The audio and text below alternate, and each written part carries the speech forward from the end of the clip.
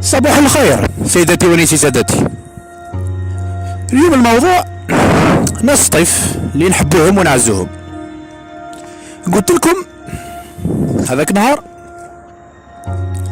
باللي سكان ناس الطيف مدينة سطيف الشهيرة اتوا من البحرين الحالية، يمكن ما كانش بحرين ولكن المكان اللي موجودين خاوتهم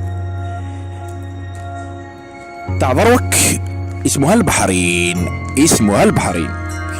اذا جاءوا من البحرين في عام 670 ولا يوجد فتوحات الاسلامية كما على بالكم، هذا هو كلامي.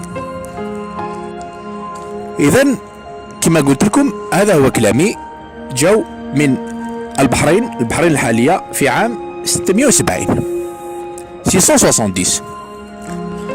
ولا يوجد فتوحات إسلامية كما قلت لكم 100% 100%. ناس سطيف سكان سطيف اللي تعرفوهم ونعرفوهم كامل هم الذين الأولين الذين حطوا رجليهم في شمال إفريقيا، قعدوا في المكان هذاك. ناس سطيف هما الأولين اللي دخلوا إلى شمال إفريقيا، ومن بعد زادوا الآخرين كيما الناس وهران دخلوا 30 سنة بعد في عام 690 من اتجاه العراق. نعاودونا كاش نهار نهضر لكم على سكان العراق. إذا كاين أصدقائي هضروا مع قناة البحرين، واحد من الزملاء تاعي كتب، كان يدير لي ريشيرش، كان يحوس على الممثلة القديرة تاع بكري الصيفية عيادي بدرية، طاح في المنتدى البحرين.